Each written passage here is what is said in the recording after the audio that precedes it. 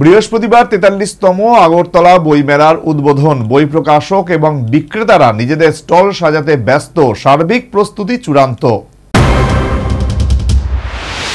শেখ হাসিনার অপসারণের পর বাংলাদেশের রাজনৈতিক অস্থির পরিস্থিতিজনিত কারণে সে দেশের প্রকাশকরা এবার আর ৪৩তম আগরতলা বইমেলায় অংশ নিচ্ছেন না।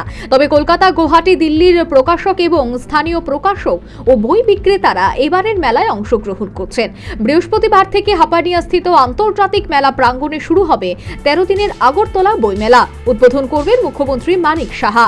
সন্ধ্যা ৫টায় উদ্বোধন অনুষ্ঠানে শিল্প এবং বাণিজ্য মন্ত্রী শান্তনা চাকমা, বিধানসভার উপাধ্যক্ষ রামপ্রসাদ পাল, মেয়র দীপক মজুমদার, পশ্চিম জেলা পরিষদের সভাপতি বলাই গোস্বামী সহ অন্যান্য বিশিষ্টরা উপস্থিত থাকবেন। আগেই স্টল বন্টন সম্পন্ন হয়েছে। ইতিমধ্যেই বই বিক্রেতা এবং প্রকাশকরা তাদের স্টল পুছে নিয়ে সেই সব সাজগোজ শুরু করেছে। সেই সাজগোজকে কেন্দ্র করে বই বিক্রেতা, প্রকাশক এবং অন্যান্য শ্রমিক কর্মীদের মধ্যে বর্তমানে চরম ব্যস্ততা, যা সাহিত্য এবং সংস্কৃতির বৈচিত্র্যময় একটি অন্যান্য উদযাপনের আগাম বার্তাবাহক। বইমেলা প্রতিদিন থাকছে নতুন নতুন বই প্রকাশকের পাশাপাশি কবিতা পাঠ, উদ্দীপক গঠনমূলক আলোচনা, কুইজ এবং বিভিন্ন ধরনের সাংস্কৃতিক অনুষ্ঠান। রাজ্য এবং বহিরাজ্যের শিল্পীরা সাংস্কৃতিক অনুষ্ঠানে নিজেদের সুর, নৃত্য, তাল পরিবেশন করবেন। প্রতিদিন বেলা ২:৩০টায় খুলে দেওয়া হবে মেলার দরজা। রাত ৯টা পর্যন্ত তা থাকবে উন্মুক্ত। ছুটির দিন আধ ঘন্টা আগে তথা বেলা ২টোয় শুরু হবে এবং রাত ৯:৩০ পর্যন্ত চলবে ৪৩তম আগরতলা বইমেলা। তবে যেহেতু এবারের বইমেলায় বাংলাদেশের প্রকাশকরা যোগ দিচ্ছেন না, তাই all Tripura book sellers and publishers association কর্তৃপক্ষের গলায় শোনা গেল আংশিক আক্ষেপের সুর। গোছানো এবং ডেকোরেশনের কাজ চলছে। অন্যান্যবার সাধারণত বইমেলা মার্চ মাসের শেষে শুরু হয়।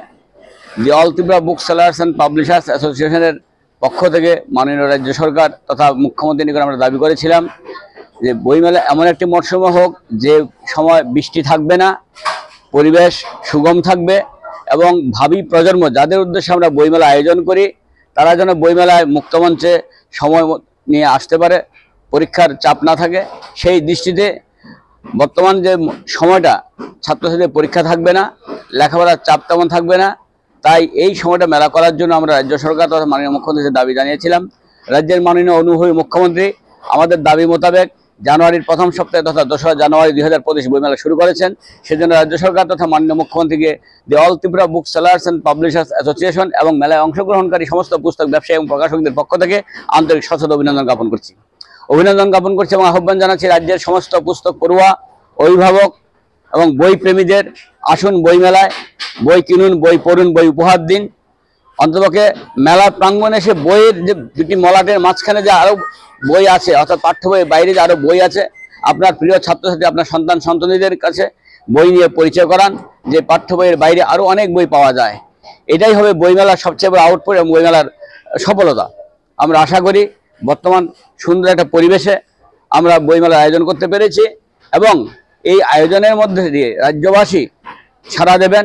এই বইমেলায় শুধু ত্রিপুরার বা আগরতলার প্রকাশকরা বা ব্যবসায়ীরা নন, সারা রাজ্য থেকে যেমন বিভিন্ন মহকুমা থেকে পুস্তক ব্যবসায়ী এসেছেন বইয়ের পসরা নিয়ে, ঠিক তদ্রূপভাবে রাজ্যের বাইরেও কলকাতা, দিল্লি, গুয়াহাটি তথা আসাম থেকে অনেক পুস্তক ব্যবসায়ীরা বা প্রকাশকরা এসেছেন তাদের বইয়ের ডালি নিয়ে। বাংলাদেশ প্রতি বছর অতিথি রাষ্ট্র হিসেবে আমাদের বইমেলা অংশগ্রহণ করতেন, কিন্তু বর্তমান বাংলাদেশের যে অনভিপ্রেত যে সমস্ত ঘটনাগুলি চলছে সেই নিরিখে আমাদের এই বইমেলায় তারা অনুপস্থিত। যদিও আমাদের পক্ষ থেকে আমন্ত্রণ ছিল, তারা বইমেলা আসেননি। কিন্তু না হলো আন্তর্জাতিক মেলার যে বইমেলার যে রূপটা, এখানে শুধুমাত্র ভারতবর্ষের বই নয়, আমাদের যারা ডিস্ট্রিবিউটারশিপরা আছেন, কলকাতা থেকে এসছেন, ত্রিপুরা আছেন, তারা বহির্বিশ্বেরও অনেক বই নিয়ে এই মেলা প্রাঙ্গণে পাঠকদের সমাজ কাছে উল্লেখ্য, আগামী 14 জানুয়ারি পর্যন্ত চলবে ৪৩তম আগরতলা বইমেলা ২০২৫। সর্বোপরি বৃহস্পতিবার হাপানিয়াস্থিত আন্তর্জাতিক মেলা প্রাঙ্গণে আগরতলা বইমেলার উদ্বোধনের প্রস্তুতি চূড়ান্ত।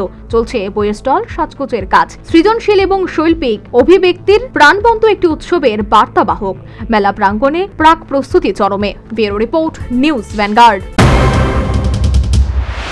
সিজা ইনস্টিটিউট অফ কিডনি সায়েন্সেস কিডনির জটিল রোগের চিকিৎসার জন্য এক উৎকৃষ্ট প্রতিষ্ঠান, যেখানে উত্তর পূর্ব ভারতের প্রথম এবিও অসামঞ্জস্য কিডনি প্রতিস্থাপন এবং মৃত ব্যক্তির কিডনি প্রতিস্থাপন করা হয়। এখানে 115টিরও বেশি কিডনি প্রতিস্থাপন এবং উত্তর পূর্ব ভারতের সবচেয়ে বেশি হিমোডায়ালিসিস করা হয়েছে এবং এই সংখ্যা দিন দিন বাড়ছে। সিজা institute of kidney sciences Tripura সরকার সহ অরুণাচল প্রদেশ, মেঘালয়, মিজোরাম, মণিপুর এবং নাগাল্যান্ড সরকার দ্বারা স্বীকৃতি প্রাপ্ত।